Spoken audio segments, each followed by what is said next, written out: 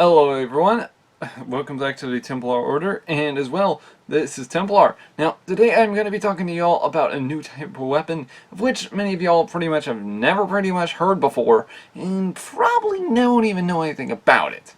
That would be the late Roman Plumbata. Now, what is the Plumbata, for example? Well, the thing is, the Plumbata was a type of weapon that was actually used by the late Roman army.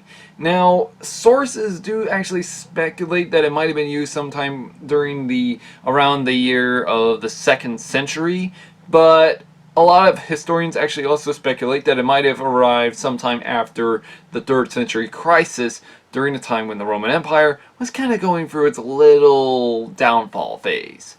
So, what was this weapon? Why was it so good? And including how and why was it used? Well, to answer these questions, it's pretty much answered through the historical facts and finds that many historians actually believe it. In fact, some reenactors, such as the late Roman group on Facebook, have actually asked them about the history about this weapon and as well of any pointers on this weapon. Now, they have given me pointers on this, but a lot of the times they're kind of actually disputing on if the weapon was used this way or not, and including of how it was used. Now, that gets me a very good point to it, which I wanted to actually cover.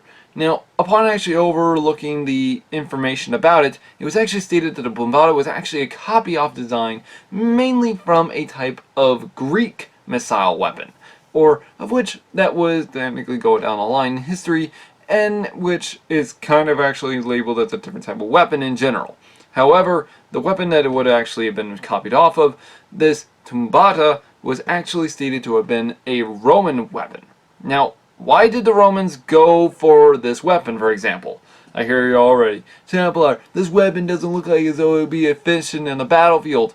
However, that's where I believe that's completely inaccurate. In fact, it might actually be very good and workable. For example, the Plumbata is actually 3 times smaller than a Roman pilum, and plus, it can also be 3 times lighter, making it actually a lot more easy to use on the battlefield.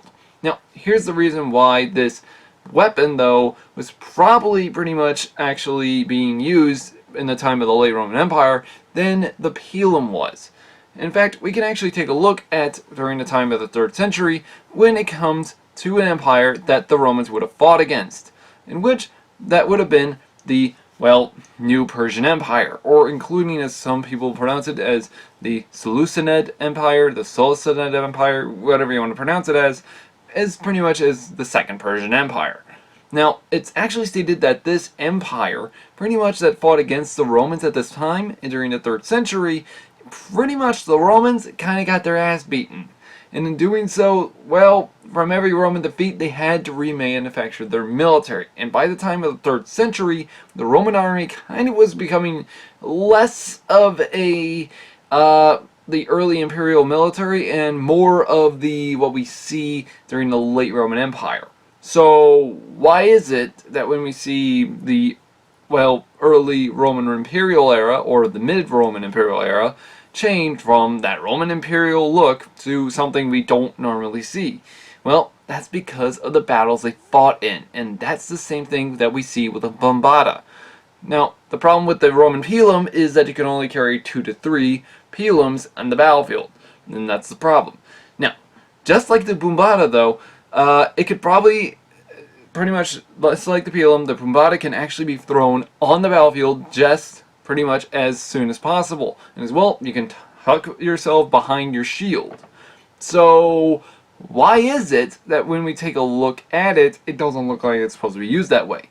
Well, in truth, if I was to actually take a look at the Plumbata, it's actually stated from historical finds and including actually some historical texts that the weapon actually flew through the air as though it was like a missile weapon, almost as though it was like an archer's weapon. In other words, like as though it had been shot from a bowstring. So, in other words, this thing might have been slung around through a sling. So, that's, well, what our basis historical form is on. But if we take a look at the history between the New Persian Empire and the Roman Empire at the time during the 3rd century, it's actually estimated that these two imperial powers at the time pretty much had a little bit of a conflict area in the nearing areas near Armenia. And in doing so, well, guess what? The Romans got their asses handed to them, mainly because the New Persian Empire was mostly a cavalry army. So how do you defeat a mobile cavalry military army? Here's the thing, you gotta get lighter. And that's what the late Roman Empire armies was. In doing so, to be lighter, they had to carry more, well, lighter weapons, lighter projectile weapons, in doing so, they had to be light, mobile, and such, in which I will put an episode of Epimetheus, who actually has a whole documentary, a small, short documentary on the late Roman legionnaire, which is phenomenal, and as well, he does a really good job at which he does. But the Plumbata is extremely devastating on the battlefield. Why? Well, it's the way it was used. Now, many reenactors kind of wonder, how was it extremely used? Well, that's my basis theory on it. Now, I'm probably going to get attacked by a couple of reenactors and such, I know. But the thing is, upon overlooking the historical aspect of the weapon, we kind of might actually think of it like this. Now, as I stated, you could actually use the weapon just like the Roman pilum, except for the Roman pilum, however, this weapon was slightly different. Because of the Roman military at this time, it's actually stated that, well, the Roman legionaries might have actually placed themselves as a shield wall formation 2 to 3, sometimes around saying 6 rows thick, or some even say like somewhere between 2 to 4. I want to say maybe 5. That would probably be the best guess, but that's just my thought. But it's kind of like this. If I was to take two group, like say like 2 shield wall formations of the Roman legionnaire, of the late Roman legionnaire, and the rest of the rows behind it, here's the thing. I would have my legionnaires take their Plumbatas and throw it overhead. This way, they can actually land upon the enemy overhead. Kind of like what we might see at the Battle of Hastings, for example.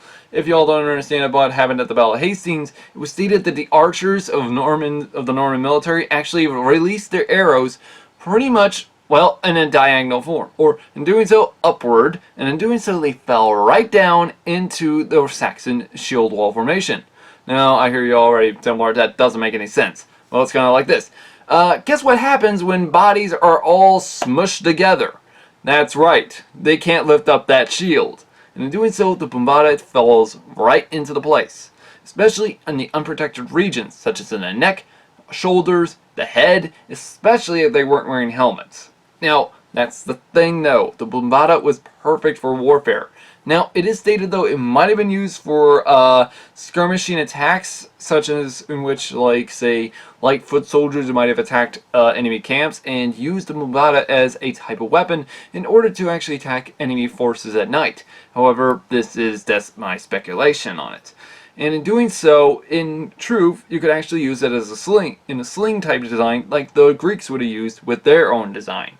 However, the Plumbata actually has many designs in history, in which it did actually kind of evolve from the Greeks, some say the Germans. However, pretty much a lot of people pretty much state that it might have derived pretty much from the ancient Bronze Age culture. Now, in truth though, the weapon was extremely dangerous, and it's stated you can carry up to 1 to 5, some say 10 on the shield. However, there was even stated to have been a type of design, well, holster, I guess you could call it that, or a type of quiver meant for these type of weapons. And in fact, these late Roman war darts were extremely dangerous. In fact, you can throw it overhead or underarm. Now, it's stated that this weapon could actually have a devastating effect, and as well, I even have seen a video on it being thrown to about 35 meters, in which that's a far distance if you think about it.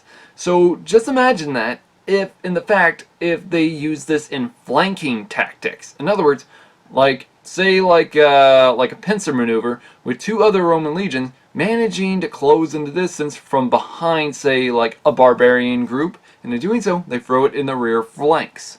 In doing so, this could actually pretty much work for the Roman military, and in fact, it did. This made the Roman legionnaire 3 times lighter, 3 times more mobile, and as well, they were actually able to deal with much more capable firepower.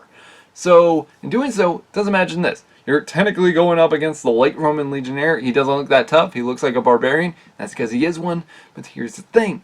This Plumbata was extremely dangerous. And the thing is, you don't want to actually throw it.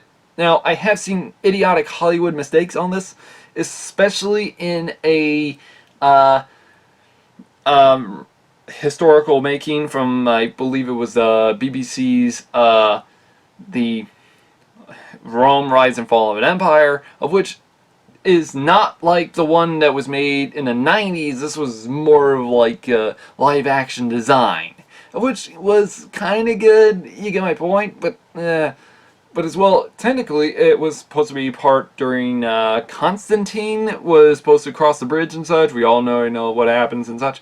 But the thing is, it shows a Roman legionnaire taking it from his shield and throwing it in the thick of battle, which probably might have never happened. In doing so, the Roman military would have probably had their men release all these war darts all at once, or as well give an order of which group was actually to use them. So in doing so, this weapon was actually a diverse type, well, of pilum. In other words, it made the Roman pilum look like shit. And the thing is, you weren't meant to use it on the shield. In fact, the Roman pilum was meant to be used on the shield. However, the Plumbata, on the other hand, was meant to be hit the weak points. In other words, you hit him on his foot, you get him in his shoulder, you get him in his head. This Plumbata was so small, it can actually go further than the Roman pilum. And the thing is, that's the scary part. And as well, since it was so much more smaller than the Roman pilum, it's actually estimated that it would be impossible to see it coming at you. And so, in other words, just imagine me trying to lift my shield just in time to stop a Plumbata dart coming at my face. See, that's my point. By the time of the late Roman military came into play with the Plumbata, pretty much the Plumbata was already a game changer on the battlefield.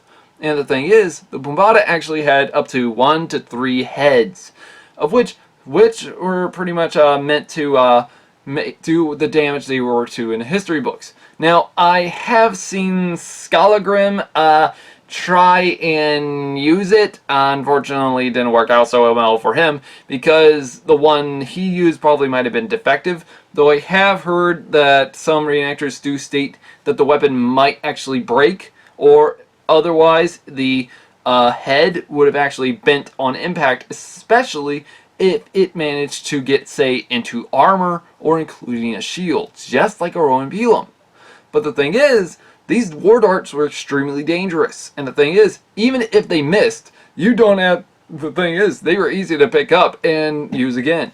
They just had to be remodeled. And the thing is, though, the historical aspect of them is fact due to the historical factual reason of their discoveries. Now, as I stated, there are 1 to 3 heads. One of them, which is actually mostly a barb type tip, of which is kind of actually mostly, we think of it like what we might see with a hunting bow, for example, during the medieval period. And in doing so, this type of weapon would actually meant to actually maim a human body's leg, especially in an unarmored position. However, if we also take a look in history books, there would also be another type of place in which this would also be used. Now, a secondary one would also be a type of leaf-headed sape, or in doing so, a large bodkin design. This large bodkin design actually had what you might call a secondary hook model, of which just hang downward slightly, while the rest of it went further. And in doing so, the weapon was still extremely dangerous. And just imagine that was actually probably meant for armor piercing. So, what about the third one? The third one was actually the most strangest. In fact, it was stated to have been just such a very narrow design. It was the most armor piercing design. It was probably the most latest design model that ever came around. So in doing so, how dangerous is this weapon? Well, just imagine this. Would you want to get hit with a type of, well, war dart, of which is technically long enough to actually stated to be somewhere between, said, long as a crossbow bolt of the medieval period, to pretty much something that's probably about as big, like double the size of my hand. In which that would probably make it around 14 to probably 12 inches. And And that's technically from the tip of the bullet of the head to its bottom. Now, there were longer ones, of which actually went up to, said, 19 and 3/4 of inches. Now, that's a very long distance of, well, weight design. And the thing is, it was meant to be thrown as a dart. Now, I hear you already. But Templar, me and my brother and such, we threw lawn darts at each other as kids. Yeah, that type of stupid idealism kind of gets you hurt and killed. But the thing is, those aren't war darts. Lawn darts are completely different compared to a war dart. You see my point here, right? Okay, good. Now, in the historical aspect of this weapon, during the time of the 3rd century, and including after the 3rd century crisis, it was actually stated that these war darts were extremely dangerous on the battlefield and would keep being used in the Roman military war machine. In fact, some historians even speculate that it might have even been used during the time of the Byzantine Empire, halfway in the history books. We're not too certain, but we're also due to understandable reasons that this weapon was an extremely devastating weapon on the battlefield. So how would it have been used? Well, in truth, as I stated, it would be used as a skirmishing type tactic weapon. It would be used for flanks. It would be used on cavalry. The thing is, it was perfect for that warfare purpose that it needed. Attacking infantry at their weak points, from the rear, from the flanks. Anything that is opened, they would attack it. And in fact, if their armies are clashed in like a type of, pushed together, they would technically just throw them overhead, and in doing so, have them wait and see what might happen when they fall above. In fact, just think about this. In fact, in history books, take a look what happened to Harold Godwinson when he took an arrow to the eye because of his shield wall formation. In doing so, that shield wall formation worked in history books, and because of that, it didn't work out so well for the Anglo-Saxons when those arrows went upwards and then came back down. Just think about that of barbarians when they faced this with the Plumbata, when it went up and it came back down. Though in historical manifests, it is stated, though, that some historians have actually speculated that the weapon was extremely devastating both for attack and defense military usage. However, many times over, some historians actually speculate the weapon might have even been used by the Parthians and including other cultures, such as that being belonging to the new Persian military or including other groups. However, we don't really know. But as I state, guys, this is pretty much a big channel, and as well, a shout out to all y'all that actually love this type of weapon, and as well, a shout out to all the Late Roman group on Facebook. As well, I will leave a link for y'all down below in the description, as well many videos on this type of form of history, and as well give them a shout out for me as well, guys, and maybe you can catch me there as well. Anyways, y'all, this has been Templar. Hopefully you found this helpful. Let me know in the comments below of what type of weapon in history you want me to cover. And as well, I will hopefully try my best to get you into it as soon as possible. Anyways, guys, this has been Templar. Have a great day.